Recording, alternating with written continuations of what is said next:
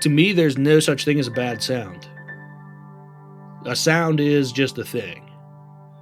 And every sound has value. And every sound has a different characteristic. So how we use those sounds, that's where the magic is. Could be like a screech, like a chalkboard, nails on the chalkboard kind of sound. And like when we hear that by itself, it's like, oh man, But used in the right context or in the right manner, how it's contextualized with other sounds, it could be the perfect sound for what you need. Yeah. So sounds aren't good or bad. There's just an infinite possibility of sounds. And we can construct them in any manner that we want. This is Music Maker with Tyler Kline, a podcast from Loose Leaf Transmissions.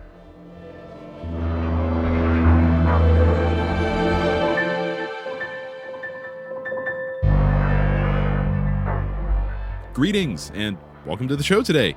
If you're tuning in for the first time, my name is Tyler. I'm a composer, radio broadcaster, and podcaster. And in this series, I talk with composers as well as just people who generally make things, artisans, artists, people like that, about their journeys and creative process and really just life in general. And if you have been listening for a while, welcome back. Glad to see you again. Today on the podcast, I'm joined by my longtime friend and an absolute wizard of a musician, Sean Hamilton. Sean Hamilton is a percussionist, composer, improviser, and audio engineer whose creative practice focuses on hybrids of the improvised and the composed. His interests are rooted in avant-garde and experimental music, free improvisation, electronic and electroacoustic music, noise, punk and metal, and sound art. Since 2019, Sean has been based in Western Colorado, where much of his time is spent traveling in his converted camper van for creative and recreational activities. In that time, he has covered nearly 100,000 miles, touching corners of the United States ranging from Seattle to San Diego, and New England to Key West, with significant time in the high deserts and mountains of Colorado. He also enjoys 35mm film photography, tinkering with hands-on projects, and snowboarding. So I've known Sean for over a decade now, and it's been really just amazing to see his growth and evolution as a musician. And we're going to dig into every facet of that journey of his. In this conversation, we talk about his roots playing the drums for a war reenactment as a kid, his interests and influences as a drummer and composer, how he listens critically to nuance in sound, and much, much more. I really just love the way that Sean thinks about music, and I've been very excited to bring you this discussion, so I do hope you enjoy it.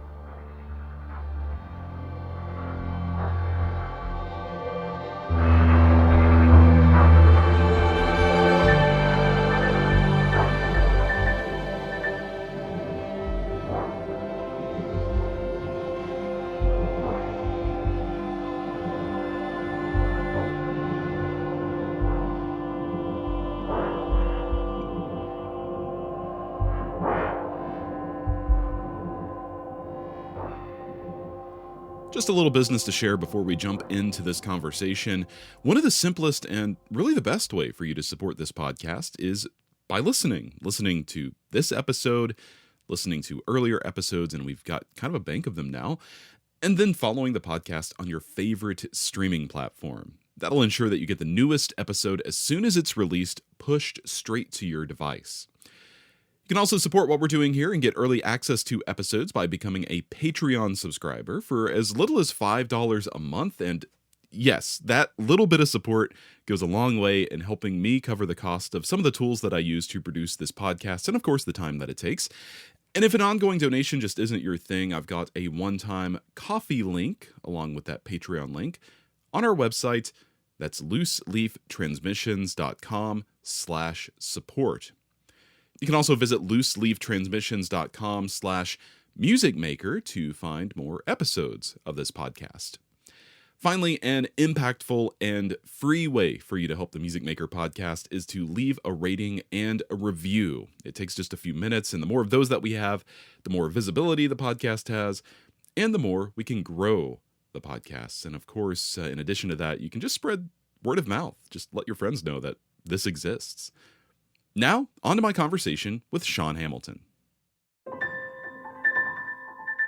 Well, Sean, man, I knew when I started this podcast, I really needed to have you on because I appreciate the work you do as a composer and an improviser and musician. And of course, we've talked about it. We've known each other for a very long time now, but kind of hearing your story from the beginning, that's something I'm very interested in, and seeing how you think about things these days. Because I think it's been quite some time since we've really talked about it in a deep, meaningful way. Yeah, I think so. I'm glad to be here, man. Thank you for having me. And I guess it's probably been a little over 10 years now that we've known each other. So it's pretty cool. Yeah, it's great. So I'm going to start where I start with everybody. And this is as open-ended as much as you feel like sharing. But what is your earliest artistic memory? In your case, as a composer, I'm sure there's layers to this, but as a composer, as someone who improvises, and also as a drummer, because all those things are kind of interconnected in what you do, I imagine. Yeah, it's an interesting question for me because I feel like I never really set out to be a musician or a composer for that matter. So I don't know. I was trying to think about that a little bit and think back to what those early memories were like, and I got my start kind of by accident, playing drums. And so performer first, composer second, and so I was a history buff. My mom is too, and we went to a French and Indian War reenactment when I was 10 or 9 or something, 9 or 10, and so we left that and we were like, oh, maybe we should start doing this, and so at that time in the French and Indian War, kids could join the army. Yeah. They would be flag bearers, fife players, or drummers, and the drummer was an important person on the battlefield. They played commands, so we had a friend in the group. We talked to him about joining, and they said, oh, well, we really need drummers and fife players. This was like September probably at this point, so I went to the band director at school, 5th grade, said, hey, I want to play the drums. And the first thing he says is, well, where were you for instrument tryouts in May? Yeah. And I said, oh, well, here's what happened and da-da-da-da-da, and so he said, well, I already have too many drummers. And long story short, he said, if you practice real hard and you're serious about it, then we'll give it a shot. So your entry into music wasn't like, I'm going to join the band. It was, I'm doing this reenactment, and then you went to join the band. Exactly. Yeah, that's cool. So yeah, it's like I didn't wake up one day and think, oh, I'm going to join the band. I want to play the drums. It wasn't like that for me, Did composing grow out of that organically, or is it something that you really kind of had to think about before you started? Again, kind of with getting into playing the drums, composing for me, I kind of felt like was a bit of a happenstance, I didn't start composing until I was well into my undergrad. In my undergrad's in music ed, I had some free time and I thought, oh, it might be fun to see if I can make a composition, see if I can write something. And then I did, and that was kind of like, oh, that was cool, and I kind of dabbled in that a little bit. And then as I did it for a year or two and just kind of casually doing it on the side, I thought like maybe I want to pursue this a little more seriously. So it always kind of felt secondary to my percussion playing. I think probably just because of the late start that I had, and I had percussion lessons as part of my curriculum, but I was studying composition on the side with the music theory professor at my undergrad. So I wasn't as invested as I was with percussion, and of course with the length of time I'd been studying as well. So yeah, I want to back up a little bit and talk about your influences as a drummer and your trajectory as a drummer, because there's a pretty big difference in what you do now and like war reenactment drumming. Of course. What were some of your early musical interests in terms of drummers mostly, and how do those interests inform the music that you maybe composed in undergrad, but also the music you make today? Yeah, that's a good question because I still think those things they seem disparate, they kind of seem unrelated, but I do think they're quite linked, you know. After I got into the French and Indian War group and all that stuff in the school band, you know, playing music to me felt like one of the first things I felt like I was good at. I'd played sports growing up and I've got three older siblings, you know, I followed in their footsteps, you know, they were playing sports. So that's what I was doing naturally, you know, and I enjoyed playing. I didn't love it and I didn't love the practice, you know. I didn't want to run laps just to play soccer on the weekends, you know. It Yeah. wasn't really my cup of tea. So as much as I enjoyed sports, it was just fun for me. It wasn't something I really wanted to get serious about. And a few years into drumming, it was like, oh, this feels like it's a lot better fit for me. You know, I love to play and that sort of thing. So by that time, I'm like in middle school or something, and discovering bands like Led Zeppelin and that sort of thing, Pink Floyd and that stuff, you know. And I used to come home and watch Led Zeppelin. I bought a Led Zeppelin DVD, live DVD. This was pre-internet pretty much, or Yeah, early right. internet, you know. Is that How the West Was Won? Is it that It's one? what it was, Yeah, yeah. I love that one. I think I have that somewhere. And I'd come home from school, watch it every day, you know, almost every day. And then go practice and try to emulate what was happening, you know. Almost like a bare bones form of transcription. You know, I wasn't writing anything out. I was just emulating, imitating, you know. Then I kind of moved into emo and hardcore and screamo and stuff. And that was really, I think at that time, like in the early 2000s, that music was really coming to fruition, you know. So, yeah, I just started playing more of that, you know. And I grew up like on punk and skateboarding and snowboarding and that kind of stuff, you know. And so I was always interested in that kind of like anti-authorian attitude or whatever, Yeah. you know, or outsider viewpoint or whatever you want to say, you know. And so got into screamo and stuff like that. And then I wanted stuff that was harder and farther out, you know, and outside the box and that sort of thing. So, you know, as emo got popular, I moved on to screamo. As screamo got popular, I moved on to like hardcore and not super crazy metal, you know. Yeah, right. And then eventually I end up like in black metal and death metal and grindcore and stuff, you know. And by the time I was in high school, I was playing in a deathcore band, which was fun, you know, and it was cool. And it was kind of the formative years for me, of playing with chops, but playing with precision, you know, and taste. And my favorite metal drummers had taste because there was so much of that music going on at that point that like anyone could just blow chops, you know, playing fast, playing blast beats. That felt to me like something that almost anyone could do. It was just you work hard to get the muscles there, you know, and you can do it. But my favorite drummers had taste. They knew what fill to play when or how to complement a certain riff, even in this really aggressive style that was fast or very choppy. It's interesting hearing you talk about it because when we met in 2013, you know, and having followed your path since then, you know, you're talking about you'll get into something and then it will gain popularity and you're like, well, I need to find something a little more on the fringe of that. And then it's an ongoing quest almost. And I've seen that with what you do since I've known you. I mean, really, with composing, playing, everything you do.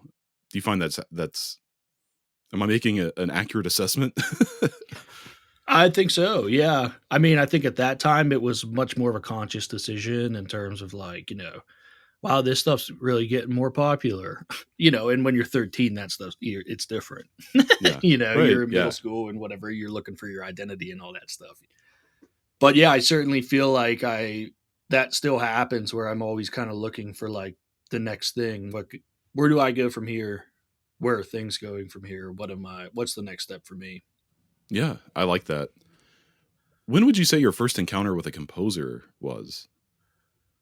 I think probably I would say my first meaningful one that I can remember would probably be in grad school. In my undergrad, we had a couple composers come. My music theory professor, Stephen Barr, he composed as well, and his music got played a bit around campus, or other places as well. He would be commissioned here and there by the department or other ensembles, and that sort of thing. But I think it really wasn't until I got to grad school, studying with Bob mostly, who just has such a history of working with living composers, that I feel like that really took off, or I became more interested in it, or I don't know that I didn't see the value in it earlier in my schooling. I just didn't know as much about the possibilities or why it would happen or the collaboration that could be there or that sort of thing. And we didn't have a composition program, so there were only a handful of people there that were composing, students, and it was by their choice. It wasn't, they weren't studying that. It was usually something they did on the side because they were interested in it or arranging or whatever. I had the same exact experience, and I've talked about it with people on this podcast, but it really, when I was in undergrad, we didn't have a composition program either. I was just kind of figuring it out and using the means that I had to do that, and really feel like I got lucky, and I'm sure you feel the same way, where we landed at USF. And it made me aware of an entire universe of contemporary music and contemporary music practices that I never would have dreamed of before that point. Yeah, I agree.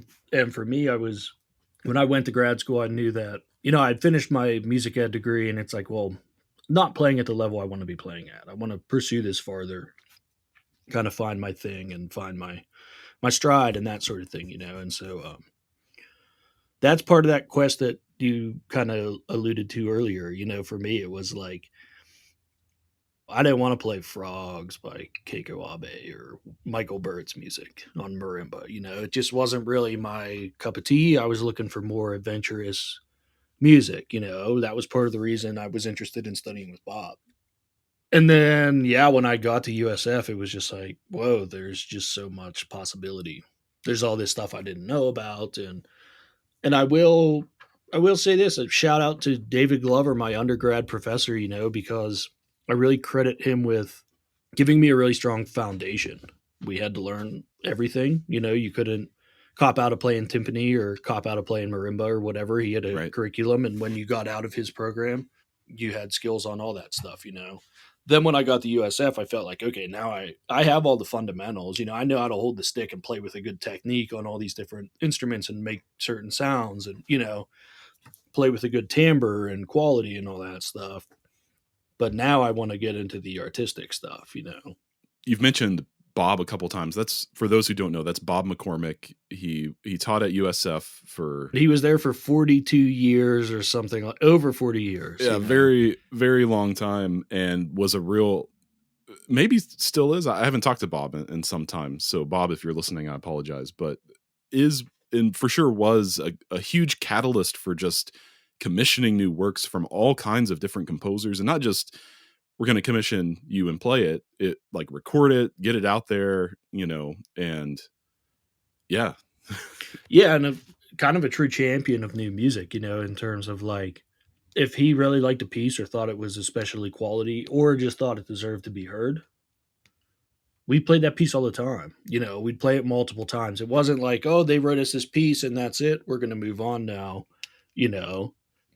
And so, my first semester studying with Bob, I met Stuart Sonner-Smith. And that was probably my first substantial interaction working with the composer. We were recording his piece called Winter, and I'd never seen music like that.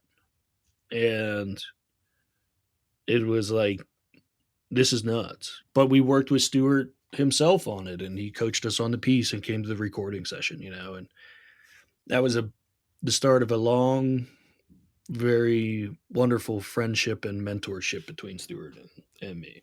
Yeah, I definitely want to dig into that in a little bit, but I will I'll add to that and say, when Stuart visited USF that first semester, of course, he came to talk to the composers too.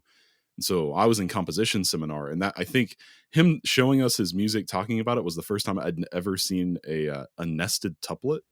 Yeah. And I was like, what is this? Like, this kind of rhythmic layering, and it really, for me too, it blew my mind. And I tried to do that for a little while. And the performers I was writing that for was like, they were really angry at me for trying that, because it's a different level of musical thinking than anything most people actually learn about, I think. Yeah. And especially for percussionists, it's, we're used to like, oh, play with good time, play with a metronome, And with stewards music, you reach a point where you abandon the metronome, And I had seen an excerpt of, I think it was the links in the percussive notes. Someone wrote an article about it, or prior to me meeting him. I remember thinking, like, why in the world would anyone want to play this? What would it even sound like? It's hard those nested tuplets and the counterpoint between like some of those links that it's written on two staves. And so to look at the left and right hand, you're like, what in the world? And so to even conceive of mentally what that sounds like is challenging, then I end up hearing the links for it basic, and it's like, I got to play this. Yeah. Right. So, yeah.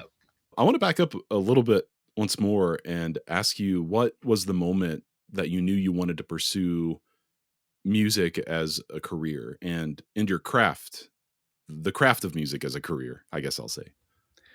Yeah, that's also another thing. Like, I never feel like I really made a choice. I mean, I did, but when I was 17, I had a very close friend that he passed away in a car accident, and he was full of life, awesome dude, just always living it up and just doing his own thing, and not afraid of what people thought of him or anything like that, and so at that point, it's like everyone's kind of gearing up to go to college and stuff and talking about their plans. And I'm like, man, I don't even know like what I'm going to do. I knew I loved playing music, and, that was what I spent most of my time doing, and working on cars. I had friends that were into cars and stuff, and, but, they'd spend their money on engine components, and I'd spend my money on drums. Yeah. Yeah. So I love that. It was always a little secondary for me in terms of like, it's like, well, I wish I could have like a fun car to mess around on and work on and stuff, but I wasn't that dedicated to it, Yeah. When I turned 16, my folks gave me the choice. They're like, we'll buy you a professional grade instrument, a euphonium, or we'll get you a nice car. Yeah. And I was like, well, the instrument, obviously, that's what I need. Yep. And they bought me a crappy car anyway, but yeah, the Blazer. Yep. I remember the Blazer. Yeah. So yeah, kind of after that happened, it was kind of like there seemed to be less questions about it in terms of like, if life is so short for us, then we better do something, and you never know what's going to happen, so it's like, I think we all expect to live a full life, but sometimes it's a short one. So for me, it's like, it was kind of like, well, I'm going to give it a shot. I'll do some auditions and see if I can do this, and if I can, then if I get accepted or whatever, it works out, then that's what I'm going to do. I'm going to pursue that. And if not, I will go to trade school and learn how to work on cars. And so, again, it wasn't like I woke up one day like, I want to play music forever and dedicate my life to it and that sort of thing. Yeah, it was just, the choice was made for me in a way, Yeah. I'm really interested in the fact that you haven't brought up improvisation yet, which is such a big part of what you do. And so I guess this is a two-part question. When was what was your first experience as an improviser? Because I think for a lot of us, it's like playing in the high school jazz band and taking the solo or whatever. But I feel like I also watched you come into that space in real time at a certain point. And so was there a particular experience where you were like, oh yeah, this is something I'm interested in now? What kind of sparked that interest in the kind of improvisation that you do? It really wasn't until I was in college, that I really sought that out. A big part of the appeal for me was the philosophical aspect of it. This idea of we're creating something here and now, and it only exists here and now. And I've since refined a lot of my philosophies and that sort of thing, and we can talk about that later. I'd be interested in doing that. But, at that point, it was just kind of like more of that kind of thing. And I felt that playing notated music, a lot of times they found it stressful. Yeah. There was a correct way to play it, and it stressed me out. So I didn't play in the jazz band in high school. I made a decision in ninth grade to not join the jazz band, and then it turns out that was my only chance, pretty much. So there were just other players that were more established in jazz and in the jazz band. It's like, well, I'll just pursue my own thing. That's fine. And then I got to college, and it was kind of a similar deal. There were people that could play circles around me in jazz band because I didn't have that experience that they did. So as I moved through my undergrad, by the time I was a junior or so, it's like, all right, let's just start doing this on our own. And we had I had some friends that were interested in more freer styles of improvisation, and that's what we did. We just kind of play for fun and that sort of thing. And then turns out my last semester, I don't know, I don't remember when it was, we ended up doing a whole concert of free improv. We had programmed awesome.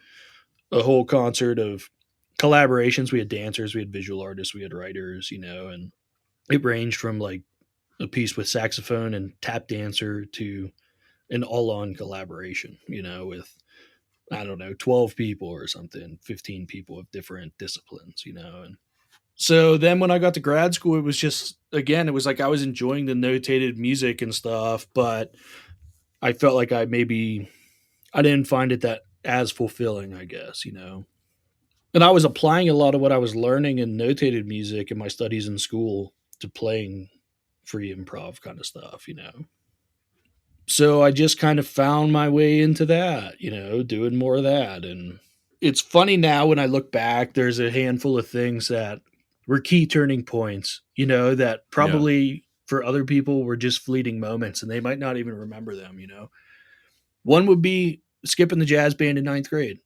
I didn't want to change my schedule. That's what it was. I was a ninth grader, They're like, well, you're going to have to rework your whole schedule. I'm like, I don't know, man, And I'm thinking, oh, I'll just do it next year. Yeah. So I tell the band director, like, I'm probably good. And they're like, are you sure about this? I'm like, yeah, I'm sure. Well, that set me on a whole different trajectory. Then did a collaboration with Eli Blaska, visual artist, and Kevin Von Compen playing percussion. And it turned out to be this kind of performance art experimental thing, and Kevin and I are thinking like, wow, this is kind of like far out, And after the performance, we were talking to someone and they're like, do you guys always do stuff that's this experimental? Yeah. And we're kind of like, oh, experimental. Like that was a term I'd never applied to my work before. And it's like, oh, experimental. Cool. Like maybe this is a thing that like maybe there's potential there or whatever, And then, when I started doing my work with solo drum set and electronics and stuff, again, applying things I was learning in school. So doing electronic music and generative music and that sort of thing, working pure data. And I got called to play a show, a local noise show. And it's like, well, no one's around to play. Maybe I can just program my computer to do some like improv with me, and we'll see how it goes, And so that for me was a turning point. Went and did the thing. And I remembered going into my lesson, like, and Bob's like, well, what are we playing today? I'm like, well, I don't know, Bob. I've just been working on all this programming. I'm trying to get my computer to improvise. And I'm thinking he's going to be like, man, get out of here. Like, you didn't prepare anything for your lesson, I'm like, no, I'm trying to play this gig, and yada, yada. And he was like, cool. Let me know how it goes. Yeah. And so that I feel like is another moment, if he would have told me if he would have been like, why didn't you prepare your whatever, your Bach on marimba is kind of lacking. But you're wasting your time doing programming or whatever. That could have been a whole different trajectory for me, Yeah. Yeah. I remember that gig you did. I don't know if I'd call it a gig, actually. That performance you did with Kevin in collaboration with Eli. And I remember you guys coming back from that, and I never thought about it until now. But yeah, that was like maybe the first I remember you doing this thing, and then you just started doing the thing after that. Yes. Yeah. I mean, we were in Tampa. Eli Blasco was in South Carolina. And Kevin and I just packed up his little SUV with as much gear as we could possibly fit and drove up there with a loose plan of what was going to happen. It's like, we're going to make a plan and we're going to go with it. That was about all we knew about the thing. And Eli had told us, oh, I've hung all this stuff in the space and I'm going to do some performance art. And at one point, he's like running a typewriter and just like throwing pages of paper in the air. And then at the end, he mailing tapes cinder blocks to his feet, and he's walking around the place. Yeah. And we have a marimba on the stage in addition to all this other stuff. But it's like, what's a marimba doing here? It was crazy. And this was, if I recall the photos, maybe video from it. This is like a DIY space, like a warehouse kind of space. It was it was an artist like space, like a residence, but it was an old historic building that was open inside with hardwood floors and probably 12-foot ceilings or something, And he had hung these like clear drapes up to partition off the space and stuff. It was a very cool installation. I realize my description of it probably makes it sound like, this sounds weird or whatever. Well, but, had you ever played in a place like that before, though? At that point, I don't know, because, I ended up getting into the DIY scene pretty hard. But I think that was where more of those spaces are common. But I don't think at that point that was the case. I think that was prior. I think the Hubbub collaboration that was before that, Gotcha. Can you talk about how you think about the way acoustic sounds interact with electronic sounds in your music? Because you were just talking about you were trying to get your laptop to improvise with you. I mean, what does that mean? Really? Yeah. So, in grad school, then at that point, we're doing fixed media pieces and that sort of thing, Sure. Yeah.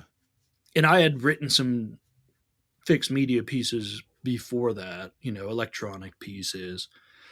But one issue with it is it's fixed, especially with a live instrument. It's like, if you get off by one beat or you miss a cue or something, it can be catastrophic, So my interest there was really in creating a symbiotic relationship between the acoustics and the electronics. The other thing was I was getting into improv, and so it's like, well, fixed stuff doesn't work as well. It doesn't.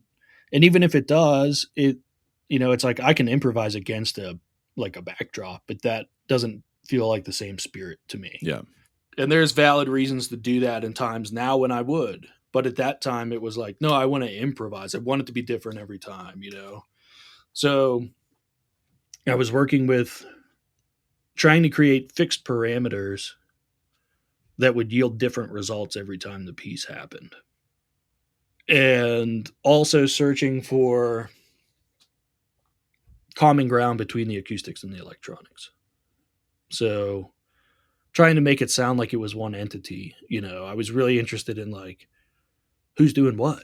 Is that the cymbal, or is that the electronics, or is it both? And, that kind of thing, and creating things that weren't possible just by myself. And so I had a few pieces that did that with drum set. But I think the one, in my opinion, that's the most effective or the strongest or most coherent was a piece called Loci, L-O-C-I. And in that piece, there was a fixed form. I had a pedal that triggered different events in the electronics, and you move sequentially through the piece that way. So what happened in those events was different every time. How long I spent on them, what was in them. I knew generally what the computer would do based on the programming and stuff, but how I utilized that or interacted with it was different every time. So are we talking, because I think a lot of people in this space will, what you're talking about is augmenting your instrument, but they will augment their instrument in a way that like there's delay, there's distortion, there's like all this different electronic processing, but it sounds like you're just more interested in maybe you do those things too, but it's more like a discussion between you and creating possibilities. That piece, the electronics functioned in one of two ways. They would create their own material based on random numbers, or they would process the acoustic drums in a certain manner. And at that time I was running 2 microphones on the kit. And it wasn't like, oh, I'm going to put a whole bunch of distortion on the snare drum. It's going to sound all blown out or something. It was like, one of the events would be like a series of loopers, but I'm not playing beats, so it's not looping in the traditional sense. It was more of like a real-time sampling. It would take a 20-second audio recording and then play that back, Yeah. And so I could fill up that 20 seconds however I wanted. Then it would start playing back. I would interact with it in a different way, or take a sample. One event would be I'd make a long sample. There was no time, like no fixed time on that. So I would trigger the start and stop of the recording. And then it would play back from different points kind of randomly, So depending on what I would pick up from that, I would interact with it in a different way. So almost like making an instrument that was bigger than I could be on my own. So in the same vein, in your bio, you talk about creating hybrids of improvised and composed music. How do you approach blending those? I mean, we're kind of talking about that, but how do you see the relationship between improvised music and composed music at the same time when you make it? I think that approach for me is a lot about creating opportunities and taking advantage of moments, So on somewhat of a tangent, my approach or my improvisational philosophy is really that improvising is the reflection of a moment that is inherently unique and that will never be recreated. It can't be.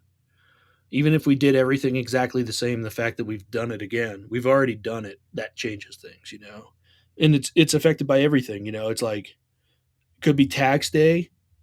You're worried about your taxes and if you're going to owe money, so you're not all mentally there. Could be really hot in the space or really cold. Could be that your mom's in the audience or someone really special to you's in the audience, The acoustics make a big difference. What kind of space you're playing in. You can play a lot differently in a hall than you can in a club. If it shows at a bar, it makes a big difference. What kind of people are there? Not like judgmentally observing them, but like, is this an art crowd? Are we at an art gallery and there's an art crowd that's used to this kind of thing? Or is this like an outreach event that's at a public library where like there's kids that are there that are 8? That changes things, So that's what I'm interested in improvising, taking advantage of that moment, sharing that moment. Blending composition with that is a means of interacting with that moment or informing that moment, shapes how we interact with it. Yeah. So to have a composition where it's like you can only play soft sounds, that's changing how we're interacting with the space, for instance, or that experience or the audience, A lot of your compositions, to my knowledge, especially recent compositions, I'm thinking back like over the past 5 years or so.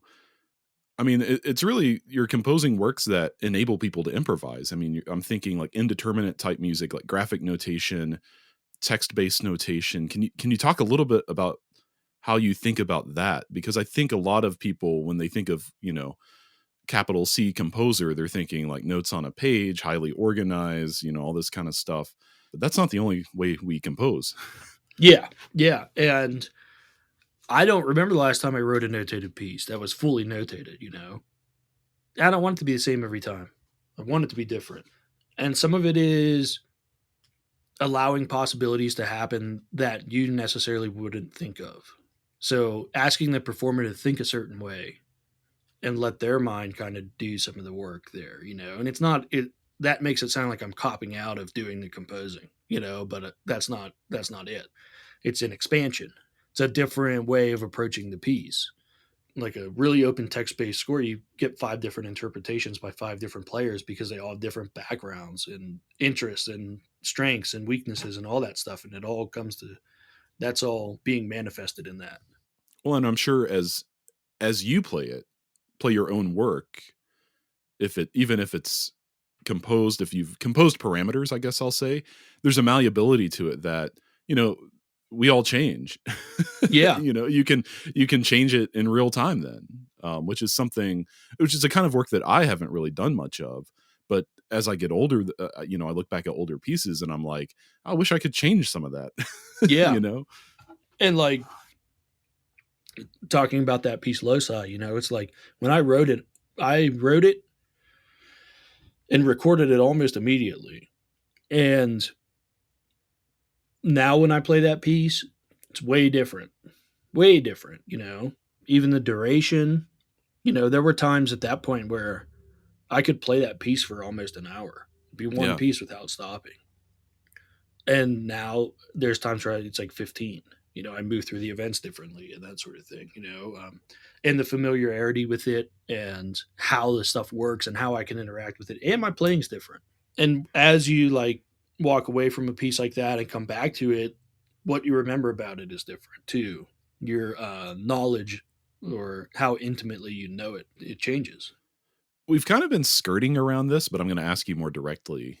What would you describe as the primary pillars of your creative practice? And since you've used the word philosophy, I guess that as well. Yeah. So my music really is I think a amalgamation, if you will, of three interests, three things. It's kind of centered around these things. The first, and I'll tell you that there's a composer as well or someone's music that changed that world for me a little bit. The first would be a timbre-driven approach. For me, this came from Helmut Lachenmann's music. The first time I heard his music, I'm like, what do you mean this is a cello or a piano or whatever it is? It's like, what? But so interesting. To me, there's no such thing as a bad sound. A sound is just a thing. And every sound has value. And every sound has a different characteristic. So how we use those sounds, that's where the magic is.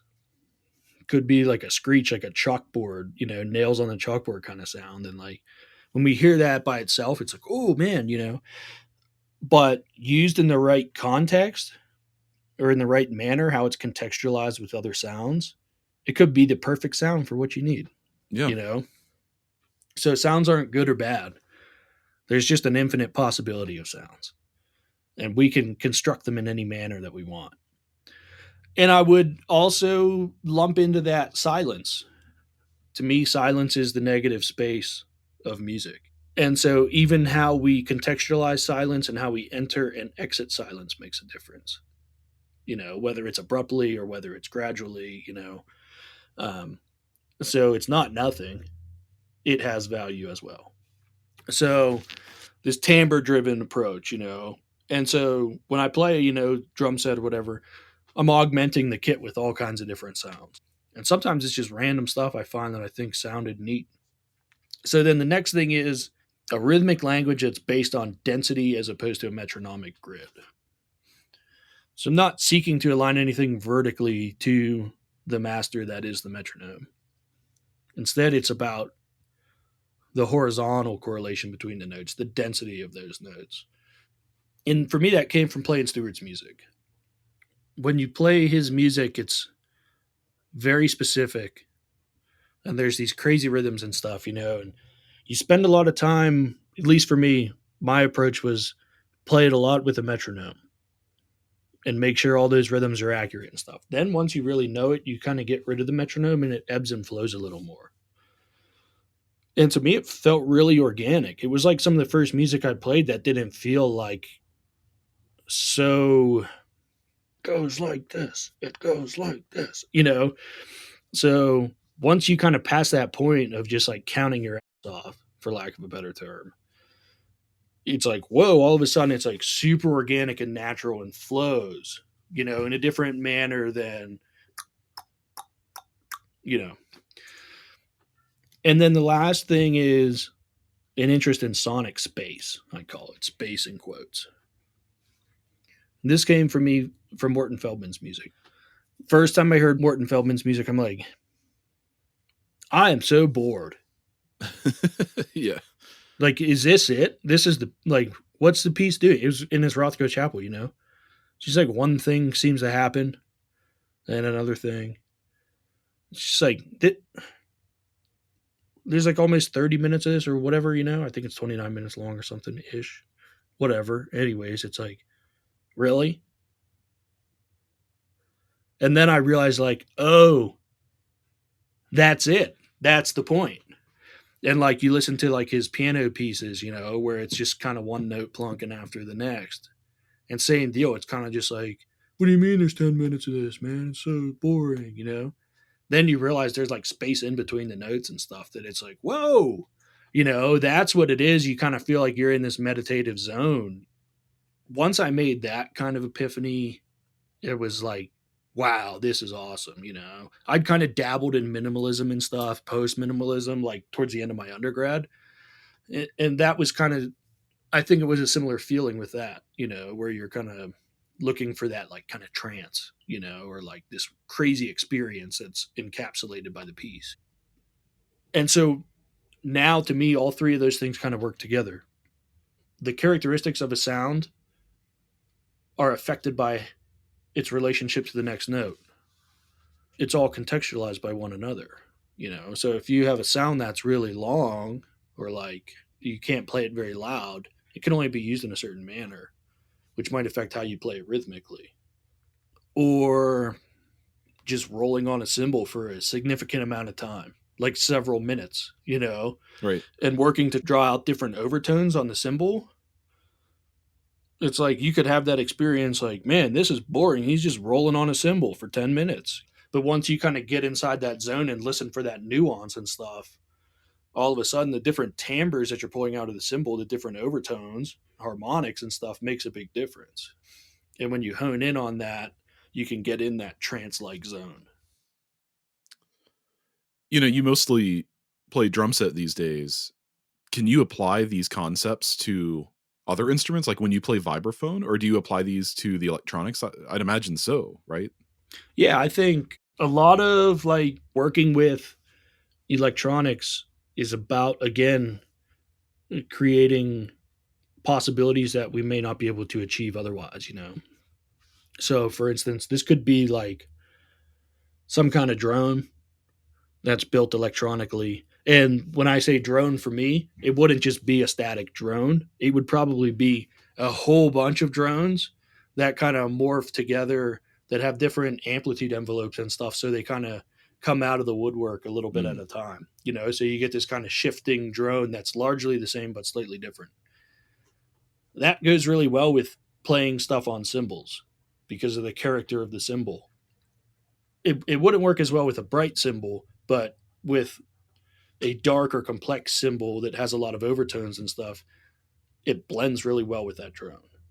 So you're making, when you build out your kit, when you're selecting the instruments that you play, you know, the drums and all the other kind of auxiliary things that you use, you're thinking about these things before you even pick up an instrument. Yes. And I carry with me, I call it the suitcase of goodies. It's just an old Samsonite suitcase that I bought at a thrift store or something because I thought it was cool. That's just full of all kinds of stuff, from like tambourines, like proper instruments, tambourines, small cymbals, to a fake plant that I bought at Michael's, a tin can, like a giant tin can, like coffee can size. It's got chains and nuts and bolts and all kinds of different stuff in it, to singing bowls, crotales. And so that's my possibilities there. All those sounds have value. It's all about how they're applied and utilized to construct an improvisation or a composition. Yeah. So there's times where like I'll play a gig and I might touch that suitcase like once. And there's times where I might almost exclusively use the suitcase. Like I never play the drums acoustically in a traditional manner. That's a possibility there. And I guess that's it. You know, it's like sometimes I use a lot of it, sometimes I don't. It's just what the piece, and I say piece, but what the performance, what the improvisation needs, what's going to contribute to that, or what's going to give the effect that I want, or the sound that I want, you know? Yeah. You've mentioned Stuart Saunders Smith a couple times, and I I know, because I know you personally, how important that he is to you. But can we dig a little deeper into this? Can you discuss your relationship with Stuart? How did it form? How has it evolved over the years? Because, I mean, you mentioned that he came in to USF our first semester, so that means that you've known Stuart as long as you and I have known each other, That's right. Which is cool. How has his perspectives changed your creative practice? Quite a bit. I mean, I think one of the first things that's worth mentioning is like Stuart's one of the most genuine people that I know, in terms of like just very authentic, and he's just truly himself. And that comes across in his music and that sort of thing too, and how he thinks about music and life and that sort of thing. And Stuart, when I met him, we stayed in touch after the fact. He would call me just to see how I was doing. He'd say, "Hey, I just want to say, hey." Oh, that's pretty cool. Never really had someone do that. Not a composer anyway, not in that, not in that relationship or, context. So I had heard we did his winter, he came down. I enjoyed working with him, all that. I heard the Lynx 4 at PASIC, which the early Lynx are more accessible and more playable and that sort of thing. And some of the late Lynx, there's 11 Lynx, and they're all for vibraphone, solo vibraphone. Some of them have other instruments. And Lynx 4 is, correct me if I'm wrong, that's kind of about Thelonious Monk? Is that right? It's a kind of a tribute to Monk. Yeah. And when you listen to it, you're like, what do you mean this is a tribute to Monk? But there are a handful of notes and motives and stuff that like align with Monk, or it's in the liner notes, but he takes some notes out of the bridge of a Monk song or something like that and uses that for some material or something. So I had gotten the Lynx 4, and that was a piece that it's like I bought it. I'm like, I don't even know if I can play this. Again, those rhythms and stuff were so new and above me in a way that it's like, man, I hope I can even play this, but the piece is really cool. So I learned it, and then I ended up, at that time, he was hosting the Stuart Saunders Smith coaching intensive at his house every summer in Vermont. So I'd gone up and studied with him for a week, worked on the Lynx, worked on that piece. Then later I had asked him to write me a piece, and I don't remember exactly how that came to fruition, except that I thought maybe it'd be cool if he would write me a piece. Yeah. So I asked him to write me a vibraphone solo, and I told him 8 to 10 minutes. This is another story that's like, you look back at the time, you're like, okay, that happened, and then you realize like, wow, this was really a turning point. And it seems like a very fleeting moment or a trivial moment, but I asked him to write me this piece. It's like 8 to 10 minutes, man. I want to play it on my master's recital. I still study with Bob. So Stuart sends me this piece. It was called Queen Anne's Lace. And it was 5 handwritten 11 by 17 pages.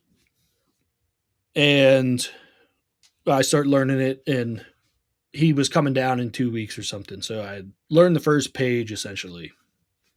He's like, I'd like to hear some of that. So we're in a practice room at USF, and I'm like, well, I got the first page ready to go. And this piece is like based on this elaborate repeating structure. So like, it might be like you play 2 measures and repeat those. Then you play the next 4 and repeat those. Then you play 1 and repeat that like 5 times. And then you repeat the whole line. So I learned the first page. He's like, let's time it. Let's see how long it is. I'm like, okay, cool. I play the first page, and I get to the end, and he's like, how long was that?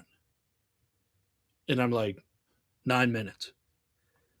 He just starts laughing, and he's like, well, that would mean this piece is 45 minutes long. Yeah. And I'm thinking, that means the piece is 45 minutes long. Like, what? Yeah. How? For one, how am I going to learn what am I going to do with this piece? So yeah, it turns out the piece was about 50 minutes long, and I played 2 pieces on my master's recital. That and a snare drum solo I wrote that was about 9 minutes long. But that was one of the hardest pieces I've played. Not technically demanding, and his music now has mellowed out a lot. Since he's gotten older and he's living in Vermont, his life has slowed down quite a bit on their homestead and stuff. And so he's writing these like larger scale pieces that are less dissonant in a way and a little more harmonically relaxed and also not as rhythmically challenging. But just to remember where I was in the piece was so difficult.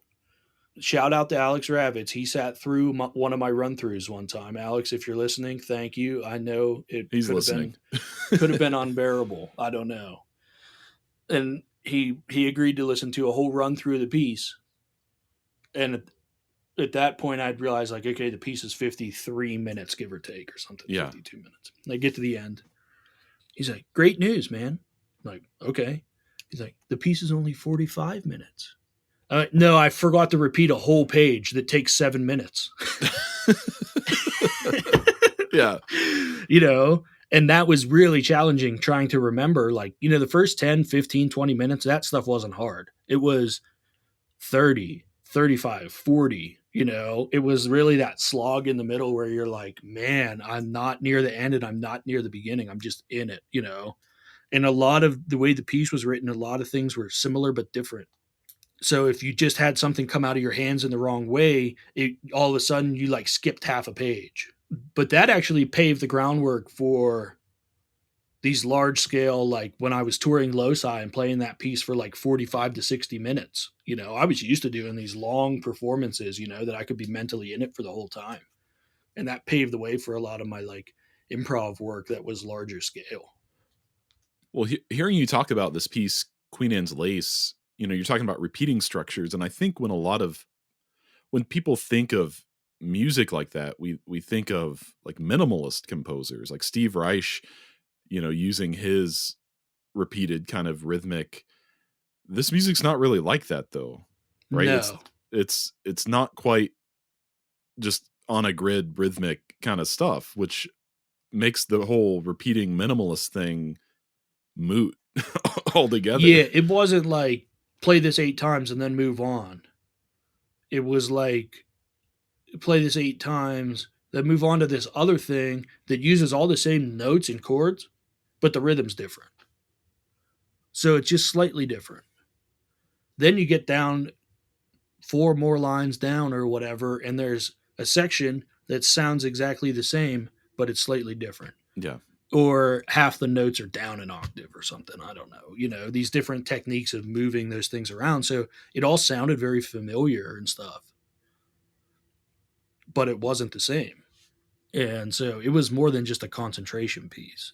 And the repeats were of different lengths and stuff. So it wasn't natural in that sense, So this is another one of my questions that I ask everybody. And you've kind of answered this in talking about Stewart, but what has been a piece of music or a song, a book, a piece of art, anything like that really changed the way that you thought about your work, the way that you approach your work, kind of in a broad sense? Changed your life even? There are 3 things. One was a documentary called Icons Among Us, Jazz in the Present Tense. There was a lot of current players in the jazz scene. And I don't know how old it is now. I was watching it 10 years ago. So 15 years old, I don't know. Anyways, it was a lot of different perspectives on improvising.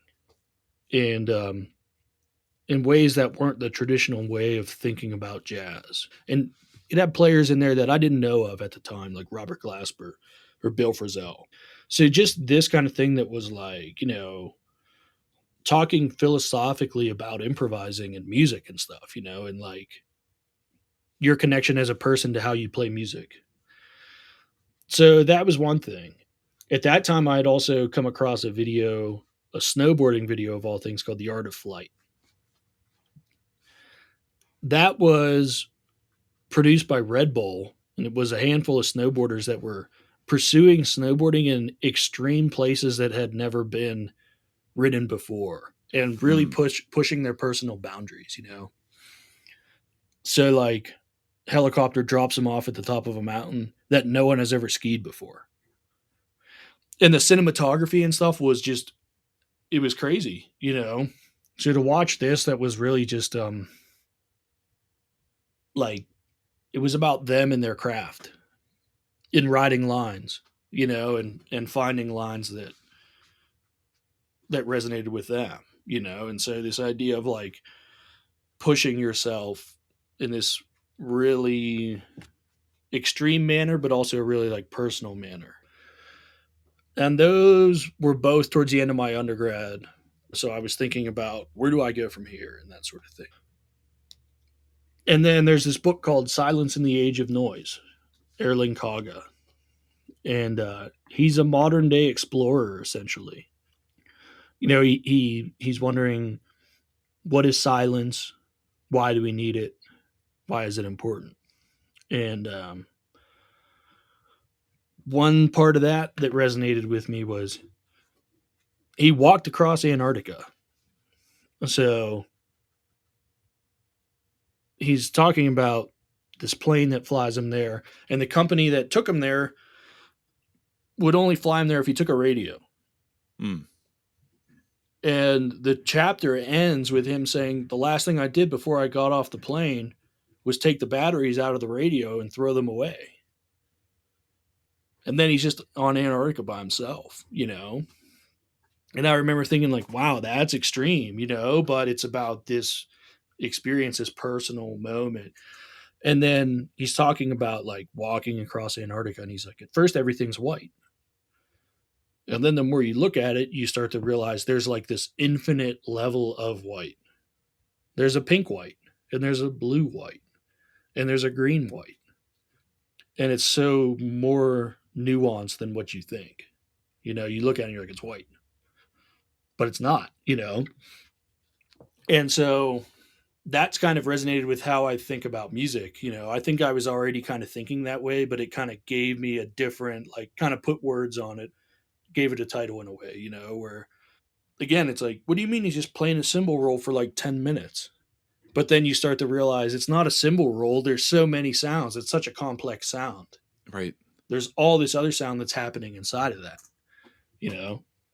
Yeah, a couple of those examples, I just want to point out that the guy getting dropped off in Antarctica and the snowboarders, those are extreme things. Do you think there's something about that extremeness, for lack of a better word, that you're attracted to and that drives your musical pursuits in any way? Because I know you're not, I mean, maybe you would, but I don't think you're going to get dropped off in Antarctica or anything like that. I would love to do that if I could, but I don't foresee that happening. Yeah. Yeah. But yeah, I mean, I think so, I've kind of always been interested in the outsider perspective, or kind of living life outside of bounds, or doing your own thing, pursuing yourself and what you're interested in. And that goes all the way back to riding skateboards and listening to the Sex Pistols and stuff, growing up. And yeah, I also think that like music has the power to create change, and part of my approach or my goal is to promote that. And for me, it's like by getting someone to think differently about music, we can apply that to other facets of our life. And so by making this music that seems extreme, in some ways, yeah, it's extreme, but like to me, it's not, to me, it's more interesting than listening to like, I don't know, some forms of popular music or some violin concertos, I find it engaging. I also find that you kind of apply whatever definition or meaning you want to it. So like I've done performances where it'll be all improvised and there's titles, there's like movement titles. That's what I'm going off of. Yeah. There's no, I know where I've changed to the next movement, but there's no marker for the audience. It doesn't stop. They all just play through one another, And then at the end, someone will be like, you did that one thing. Was that where you changed to this? Or I was thinking about that. It just sounded exactly like that. It's like, well, I wasn't thinking that at all. But that's what it's about, making that interpretation and finding how it's relevant to you in making that connection. I also think some of that, like going back to the extreme sport and stuff like that, there's an extreme reliance on yourself there. and a certain confidence, a certain engagement that you have.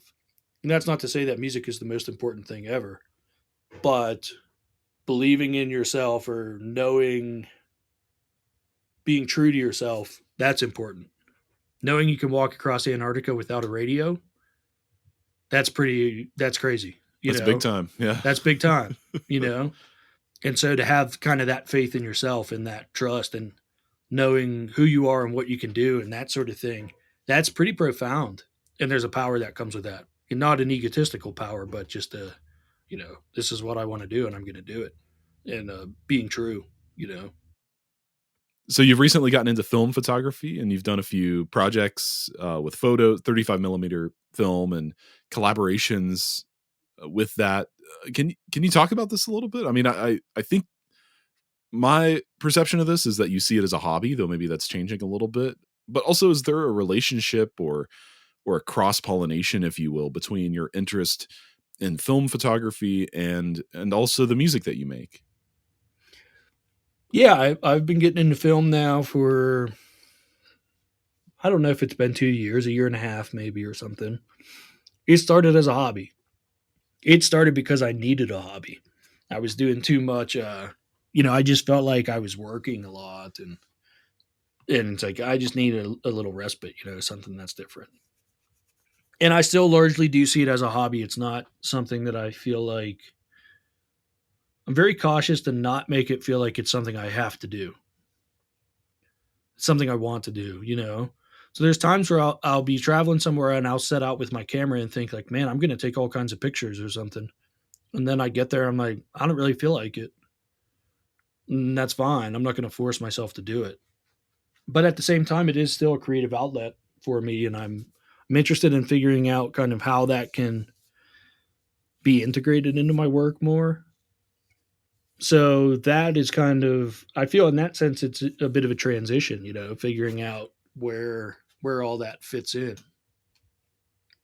But I'm drawn to film because of I really like the analog process of that. And the fact that there's really no instant gratification. It's kind of like you take the photos and then you wait. I will admit that I don't do any of the processing myself. I send it out just because, as much as I want to, I decided I like my sanity more. Yeah, totally. Or I've just got other priorities, whatever. So, I shoot the film and then I wait till I have a few rolls and then I send it off and then it takes them a little while to process it and send it back to me, And so you kind of just take the photos and forget and hope you get something good. And I like that, it's not like your cell phone where you take like a whole bunch and then go, oh, that doesn't quite look good. Take a step to your left. That's, you just take it, you do the best you can, and then you send it off, and that's it.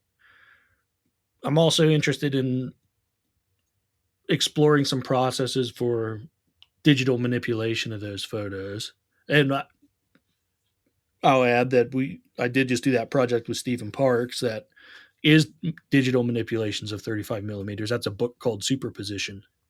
It's digital manipulations of 35 millimeter. And Steve printed all the books and did all of that stuff and the layout and design. We collaborated on the photos. And then actually there's a flash drive in the back of the book that comes with it that has a pure data composition I made on it. That's a generative drone composition that accompanies the book.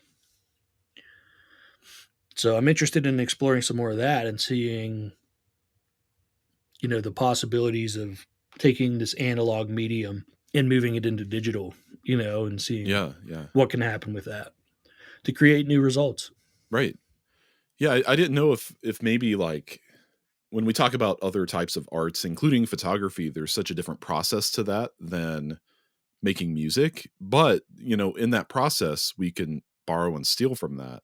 I didn't know if your approach to music might start to be changing because of what you see in the process of film photography. I think in a way, I've always been interested in visual art and how it relates to music and how we can look at music kind of from a visual artist point of view. Even in terms of like, you look at a Rothko painting or whatever, and it's like, well, or or a Jackson Pollock painting. You know, they're different, but they both have so much nuance inside of them that, again, when you get away from just looking at the bigger picture and going like, oh, that's just a black panel, or he just splattered paint on there, who Right. cares? You start to see there's all this other stuff inside of that. So like for the superposition project, it's like I really wanted to try to capture that, like reflect those images musically. So it's largely drone stuff, but again, it's kind of moving all the time, you know, so it's never quite the same. There is more nuance and that sort of thing. Yeah. Yeah, I like it.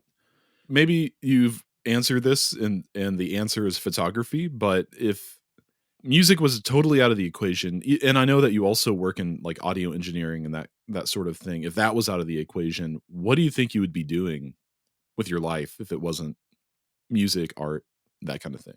Yeah, that's a good question. I mean, part of me thinks like, oh, design or something, you know, graphic design or something, you know, I don't know. Having now been doing live sound for almost 10 years and that sort of thing, and getting more into the technical aspects of deploying PA systems and that sort of thing and optimizing how sound works. Um, I think there's a lot of interest in like acoustics or electrical engineering, you know, that sort of thing, like circuit building and stuff. And when I was growing up, I who knew? I didn't even have any idea that that was an option. Just never thought about it, or never considered like, oh, if you hang these panels this way, then the sound does this, and or whatever it might be. Or working on cars, you know. But one thing I've always kind of felt is like I don't want every day to be the same, you know. So I couldn't see myself going to an office every day, you know, Right. or having a true 9 to 5 or something like that. So that was part of what attracted me to like working on cars, for instance, you know, and that hands-on stuff. So I don't know. It's a question I kind of think about often. Like, if I wasn't doing this, what would I be doing? Just kind of out of curiosity, you know, or I don't know. It's very interesting to kind of consider. So is there a tool that you use in your musical practice that you think is something everyone should know about and that everyone else could possibly benefit from? I don't think so. I think, and this might sound kind of unrelated, but like one of the best pieces of advice I got was you need to figure out what you want to do and just go after it. And I think about that a lot. Do I want to do this? Whatever this might be, not music, but you know, do I want to do this thing? Is it valuable for me? Do I have a desire to do this or whatever it is, you know? And then how do I get there?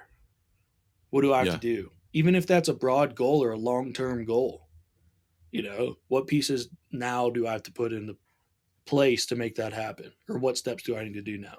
If I want to do this in 5 years, what do I have to do now to set myself up to do that in 5 years? So when people ask me stuff for advice or whatever, a lot of times I tell them it depends, you know, or how'd you do that? Or I want to do this. What should I do? You know, and it's kind of like, well, it depends.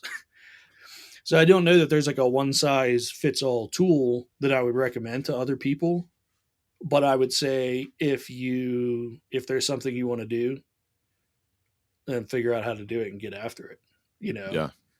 So figure out what those steps might be. Sometimes they're large, sometimes they're small. But if you want to be doing X, then figure out what Y is to make that happen. That I feel like that advice is more important to me than a specific tool. Because like I feel like as a percussionist, you might be like, oh, metronome, live and die by the metronome. You know, for me, I'm not. I can play with good time, but I don't worry about time like I used to. Just in my approach, you know what I mean? So if you want to play free jazz, then, for instance, or music without a metronomic pulse, then recommending a metronome might not be the best tool.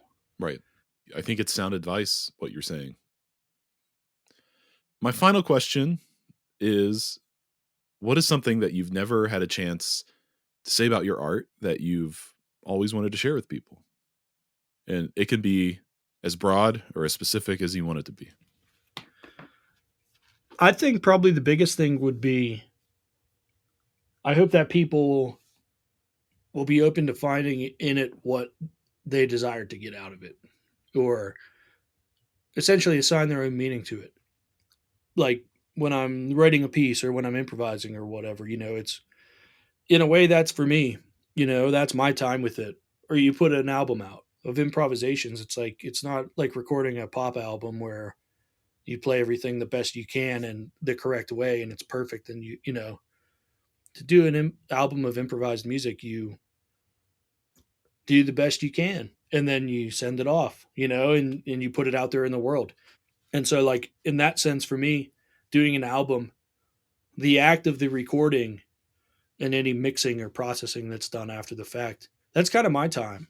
That's my time to engage with the music. And the act of figuring out what instruments I want to use or what aesthetic or sound or whatever I want to go after. That's my time. Once that album gets out there in the world, it's kind of up to everyone else to figure out what it means to them, how they interact with that, how they engage with it, what it means, what the title, it's like what the title stirs up in them. And it could be like, this is bullshit, like I'm not into this at all. That's fine too, or it could be like, this is the most important thing I've heard in my life, which I'm not expecting my music to do that to anyone, but you find the value and the meaning in that. And it is open for interpretation.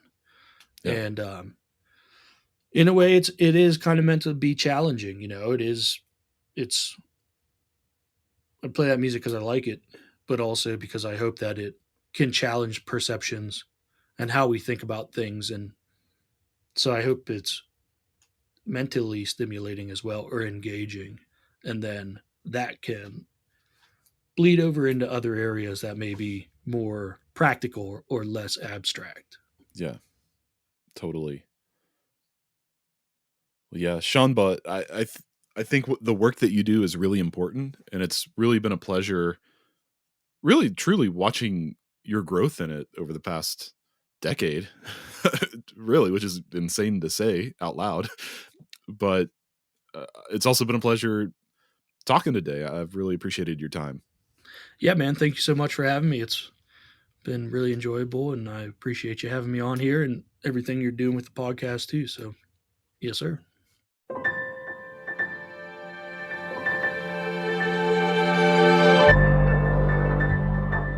So that 3-point concept that Sean talked about in his work with timbre, density, and sonic space, yeah, that's like a revelation for me, and I'm really glad I get to share his insights with you too. It's really good stuff there. Sean Hamilton is a percussionist, composer, improviser, and audio engineer whose creative practice focuses on hybrids of the improvised and the composed, and he can be found online at SeanHamiltonMusic.com, where he's got just a boatload of amazing recordings, video and audio for you to check out. So I hope you'll take that deep dive as soon as we're done here. I'm Tyler Kline, and thank you so much for joining me for this episode of Music Maker. Music Maker with Tyler Kline is a production of Loose Leaf Transmissions, made for all ears. We're online at looseleaftransmissions.com, and you can find more episodes of the podcast and ways to support us on that website as well. That's it, for now, at least. I'll see you next time.